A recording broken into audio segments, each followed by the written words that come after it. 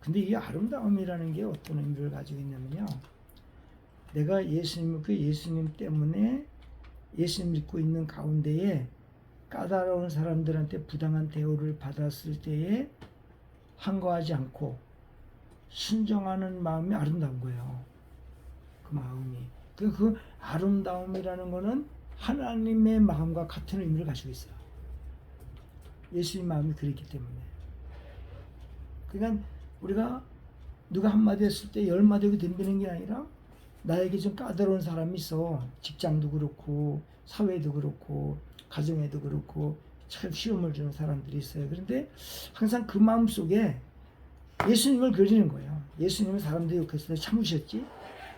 예수님은 사람들이 때렸을 때 아무 말씀 안 하셨지. 왜 그러셨을까? 예수님의 마음은 잘못했음에 의해서 맞는 게 아니라 내가 선을 행함으로 맞는 것 때문에 자기 자신에게는 꺼리낄 게 없는 거예요. 자기 자신에게는 꺼리낄 게 없는 거예요. 때리는 자가 문제라는 거예요. 공격하는 자가 문제라는 거예요. 이것이 아름다움이에요. 이런 것들이. 그러니까 우리가 선한 마음으로 아름다움으로 치장을 하고 있으면 내 마음, 내면의 세계가 치장을 하고 있으면 바깥에서 나에게 공격을 한다 하더라도 주님이 그러셨는데 나도 이런 공격을 내가 참아내야지 하는 그 능력이 아름다움이야. 그게 아름다운 마음이에요. 우리의 아름다운 마음은 능력이야, 능력. 하나님 거기에 축복하시는 거예요. 제가 성경을 보면서 하나 깨달은 게 뭐냐면 그 출애굽기에 나오는 말씀인데 하나님이 인간의 종과 그러니까 주인과 종의 관계를 설정하는 내용이 나와요. 설정하는 내용이 나오는데 뭐냐면 너희는 주인이 종을 사다가 6년 동안을 부리고 그 다음에 마지막 7년째는 자유를 줘라 그랬어요. 자유를 줘라.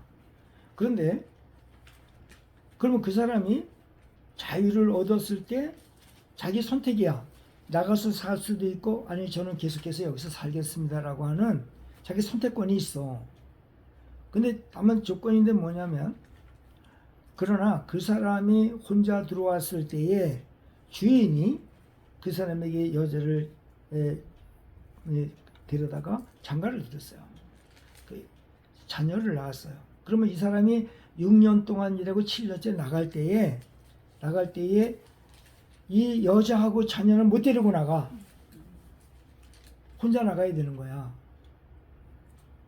혼자 나가야 되는. 그러면 또 하나는 아예 주인한테 종으로 들어올 때에 여자가 있고 자녀가 있어. 그러면 그 사람은 6년이 끝나고 나갔을 때에 데리고 나갈 수 있어.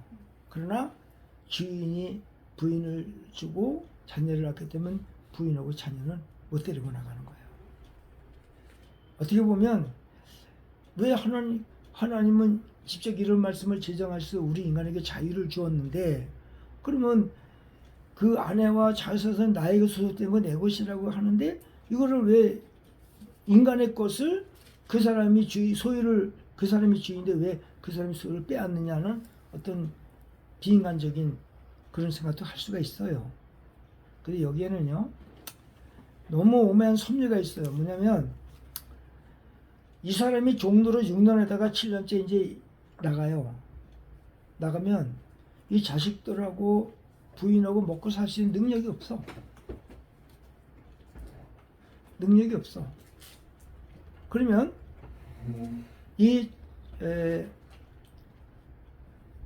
그래요. 약속이 있어서 약속이 있어서 먼저 가신다고 그랬어요. 그러면 이러한 어떤 그 종으로서 자기의 아내고 자녀인데 못 데리고 나간다 했었을 때 주인이 그것을 뭐라고 얘기를 하는 거냐면 내가 이 사람들 데리고 나가서 할 수 있는 자신이냐. 종의 인생 살면서 뭐 돈 하나 없이 토지 하나 없이 할 수 없다는 것을 넓은 의미에서 보면 이들을 사랑하는 거예요.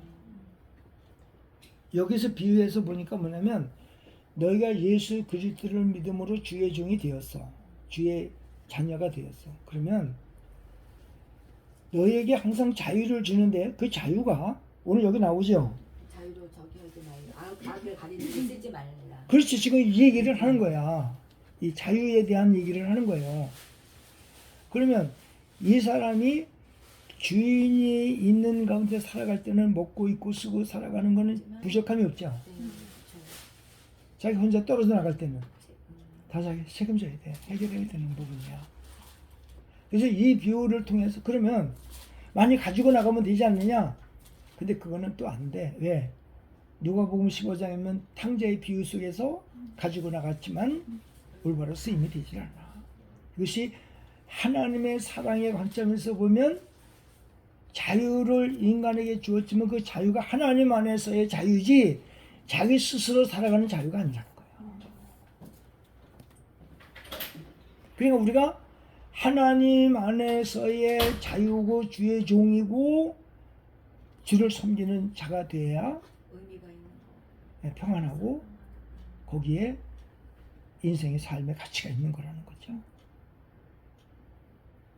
그래서 어떻게 보면 인간에게 그리고 또 하나는 거기서 주는 교훈이 하나가 뭐냐면 원래 네 거 아니었잖아. 내가 여자 들여서 너한테 살게 해서 자녀까지 했는데 이 부인도 자녀도 내 것이 아니야 라는 교훈을 주는 거예요. 네 소유가 아니라는 거예요. 그럼 우리 인생이 뭐라고 얘기하면 이 세상에 인간이 자기 영원한 소유는 없다는 걸 말하죠. 임시지. 임시 같이 어울려서 하는 것뿐이지 영원한 너의 소유가 아니라는 것을 우리에게 교훈해 주는 거예요. 그러니까 우리가 하나님 말씀을 순종하고 복종하고 주님 저는 제 스스로 살아갈 수 있는 힘도 없어요. 나가봐야 거지예요. 뭐 농토가 있어요. 뭐 벌어볼 돈 있다 하더라도 허랑방탕할 수밖에 없는 내 인생인데 저는 주님 앞에서 영원히 주의 종으로 살겠습니다라고 하는 그걸 채워라는 거죠. 아멘. 이해가 가시죠? 아멘. 그러니까 오늘 이 자유에 대한 이야기를 그래서 하는 거예요. 자유와. 네가 자유할 수 있지만은 그 자유를 하나님 안에서 선을 행하는 자유로 마음대로 자유로운 행동을 해야지 악을 사용하는데 너의 자유를 쓰면 안 된다. 이거를 지금 우리에게 교훈해 주는 거예요. 하나님 말씀 멋있잖아요. 그죠? 그래서 하나님 은혜 안에서 우리가 산다고 한다면 영원히 보장받는 거예요. 때로는 이런 건 있어요. 주의 종, 그 주인의 종로를 타려면 제약받는 건 있어요. 예. 주인한테 섬기고 일하고 열심히 하는. 근데 거기에서 주인이 먹고 살게 해주는 그런 것이기 때문에 먹고 사는 인생은 보장이 된 거거든요. 근데 우리는 좀 더 잘 살아보겠다고 우리의 자유를 주인을 떠나면 그 자유가 문제가 생기는 거예요. 우리들이 신앙생활 하는 것도 마찬가지예요. 신앙생활 하는 것도 모든 사람에게 자유가 주어져 있어요. 근데 우리의 주어진 자유를 주님을 떠난 자유는 안 된다는 거예요. 주님을 떠난 자유. 그래서 그 인간의 양심이요. 나쁜 쪽으로 자유를 통해서 담력을 키우면 안 되게 돼 있어요. 이것이 고린도서 8장에 기록이 돼 있어요. 담력을 키우면 안 된다. 나쁜 양심으로 담력이 키워지면 안 된다고 돼 있어요. 고린도서 8장에 보면 10절에 있어요. 한번 읽어보세요. 10절 읽어보세요. 지식 있는 내가 우상의 집에 앉아 먹는 것을 누구든지 보면 그 믿음이 약한 자들의 양심이 담력을 얻어 우상의 재물을 먹게 되지 않겠느냐. 그러니까 여러분 인간의 양심은요 자꾸 나쁜 쪽으로 담력을 얻으면요 나쁜 짓을 하는데 끝이 없어요. 근데 이 선한 양심이 담력을 얻으면 나쁜 것하고는 반대의 길을 가는 거예요. 선한 쪽으로 양심이 쌓이면 이 문제는 뭐냐면 예수 안에서 예수님 말씀을 통해서 선한 양심으로 자꾸 주님을 찾아가는 거예요. 주님을 닮아가는 거예요. 그래서 그것을 우리에게 제일 많이 핵심적으로 교훈하는 내용이 에베소서 4장 13절 16절까지 말씀을 그래서 하는 거예요. 어린아이가 되면 안 된다. 예수님께 자라가라. 지금 그런 얘기를 하는 거예요. 근데 거기에 최고의 원동력은 뭐냐? 사랑. 사랑을 중심으로 해서 하나님 사랑하고 인간 사랑하는 마음에서 너희가 자라가라. 지금 그거를 얘기하고 있어요. 에베소 4장 13절 16절까지 한번 읽어봅니다. 찾아서 한번 읽어보겠습니다.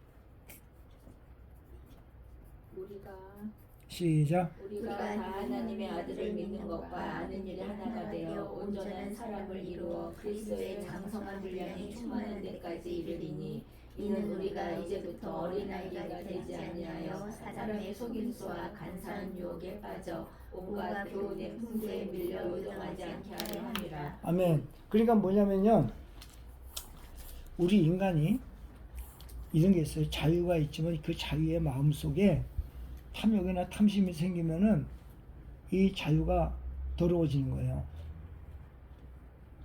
여러분, 다른 사람이 돈 잘 벌어요. 근데 그거는 내 거 아니잖아. 그 사람 거잖아요.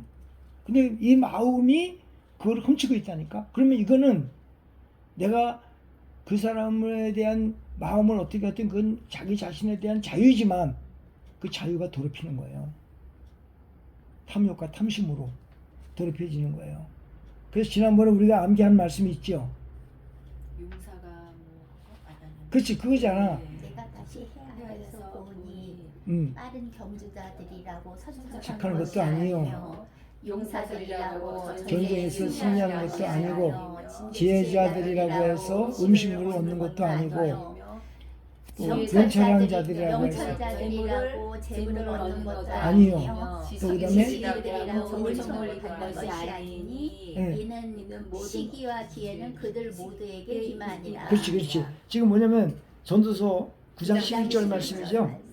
지난번에 암기했던 거잖아요. 그러니까 인간이 빨리 간다고 빨리 도착도 아니고 용사들 전쟁 승리하는 것도 아니고 지혜 있다고 해서 음식물을 얻는 것도 아니고 명철자들에게 재물을 얻는 것도 아니고 지식이 있다고 해서 은총을 받는 것도 아니다. 그러면 각각 그 개인에게 주어진 삶의 축복이 1대1로 되어 있는 거예요. 하나님께서 주시는 축복이. 그러니까 나에게 주신 축복을 최대한으로 자유를 통해서 감사하고 만족하고, 그래서 그렇게 되다 보면 그런 마음속에 하나님은 가만히 있질 않아요. 축복 하나 쉴 수가 없어요. 왜? 이것이 성경에 기록이 되어 있어요. 그 로마서 8장 32절에 의하면 한번 읽어보겠습니다. 8장 32절. 자기 아들을 아끼지 아니하시고 우리 모든 이에게 사람을 위하여 내주시니가 어찌 그 아들과 함께 모든 것을 우리에게 주시지 아니하였느냐. 그렇지. 그렇게 그러니까 모든 것을 다 주시는 거예요. 예수 안에서 다 형통하게 이루어지고 있음을 우리에게 교훈하는 거예요. 그런 내용들이. 그러니까 여러분, 오늘 내가 예수님 안에서 하나님께 영광을 사는 삶을 살고 있다면 내일 걱정 안 해도 됩니다. 아셨죠? 여러분, 예수가 하나님의 아들이고 예수는 창조주 하나님이신데 그 하나님까지 내어주면서 우리를 구원하신 하나님의 사랑이 여러분 우리를 버릴 이유가 없어요. 더 주면 좋지. 그래서 내가 온 것은 양으로 생명을 얻게 하고 도적이 오는 것은 도둑질하고 죽이려 오고 오는 것이 내가 온 것은 양으로 생명을 얻게 하고 더 풍성히 얻게 하려 함이라 그랬죠. 성경에 요한복음 10장 10절 그렇게 이제 말씀하고 있거든요. 그러니까 예수님이 오시는 것은 생명의 구원과 동시에 더 풍성해지는 거예요. 거기 그래서 마귀가 오는 것은 우리를 멸망의 구렁텅이로 자꾸 끌어가는 거고 도적이 오는 도둑질하고 죽이려는 것이요. 그것뿐이요. 몇 장이죠? 요한복음 지금 말씀 10장 10절의 말씀. 그래서 그 9절에는 나는 양의 문이 누구니 나로 말미암아 들어가며 꼴을 얻고 나오며 꼴을 얻으리라 그랬죠. 그러니까 거기에 보면 예수님 우리가 진실로 믿으면 인생을 사는 거 걱정 안 해도 돼요. 먹고 사는 문제 다 해결될 수 있어요. 그러니까 그 믿음만 확실하게 가지면 걱정할 필요 없다는 거죠. 저기 자매님 그렇게 양자면 암기 했어요? 아 저는 숙제를 아, 몰랐어. 몰랐어. 저는 했어요? 한번 암기해 보세요. 요한일서 4장 6절이죠? 암기해 보세요. 시작이 뭐였더라? 처음에 하나님 우리가 우리가 하나님께 우리는 속하였거니와 어, 하나 속하였으니 그랬으니 하나님을 아는 자는 그죠? 하나님 말을 듣고 예, 우리의 말을 듣고 우리의 말을 듣고 하나님께 속하지 아니한 자는 우리의 말을 듣지 아니하나니 이로써 미혹의 영과 진리의 아니 영을 진리가 아는- 먼저지. 진리의 영과 미혹의 영을 아느니라. 그렇지. 구별하느니라. 그래, 그래도 했네. 그러면 됐어. 그렇게 출발하면 돼. 큐티는요? 큐티는 이제 짧게 했는데요. 잠깐 한번 해봐요. 네. 그거. 이 장이 베드로전서 2장 은근히 보니까 깊고 좀 어렵더라고요. 두 음. 섹터로 나눠서 하나는 하나님 자녀로서의 새로운 정체성에 관한 부분, 또 뒤에 부분은 그리스도의 고난 이렇게 나눴고요. 이제 핵심적인 구절은 너희는 그러나 이제 요게 포인트로 봤어요. 그러나 너희는 택하신 족속이요 왕 같은 제사장들이요 거룩한 나라요 그의 소유가 된 백성이다. 여기서 하나님이 너의 그 새로운 정체성 그리스도가 피로 넘겨준 정체성을 잊지 말라. 그래서 이 정체성이 있기 때문에 내가 내 뭐 가족들이나 내 주변 모든 사람들에게 이 새로운 정체성으로 대할 수 있는 힘이 있다.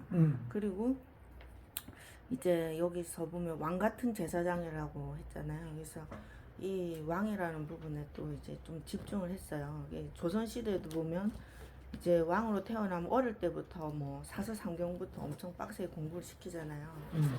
우리가 이 하나님의 자녀의 왕으로서의 그 자녀에 합당한 이게 교육의 한 부분이라고 지금 읽어지거든요. 그래서 우리가 이제 여기에 연관된 말씀은 저는 이제 로마서 8장 37절에 그러나 이 모든 일에 우리가 사랑하시는 이로 말미암아 넉넉히 이기느니라.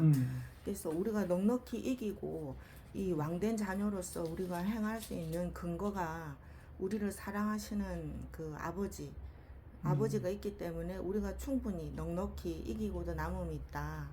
이렇게 하셨고 또 요 부분으로 말미암아 우리가 그리스도의 남은 고난도 우리가 몸에 채울 수 있다. 이제 근거가 우리를 사랑하시는 이로 말미암아서 우리가 우리 그리스도의 남은 고난을 몸에 채울 수 있다. 그래서 이제 요 두 부분, 하나는 네가 누구인가 하는 부분, 그리고 또 하나는 하나님 아버지로 말미암아 내가 넉넉히 고난을 감당할 수 있다. 이렇게 두 가지로 나눴어요. 그렇게 적용하는 부분에 대해서. 적용하는 부분은 네가 누구인지 잊지 말라. 적용하는 부분에. 근데 이제 그거를 그렇게 이제 왕 같은 제사장이라는 어떤 말씀을 통해서 나가 이제 하나님은 왕이시고 내가 그의 자녀가 되었으면 같은 신분의 사람이다.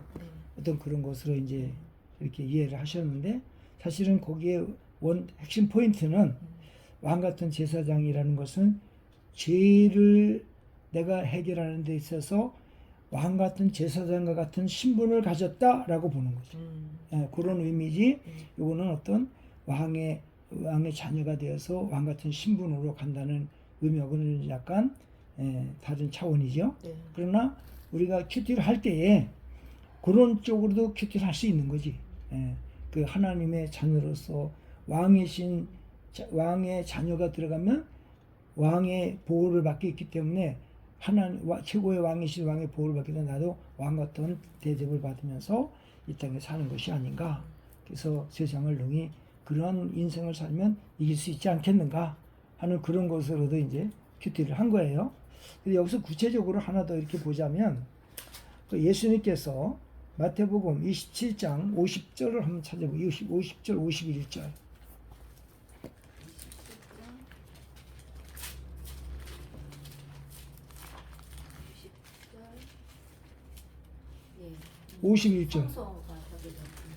휘장이 찢어지죠?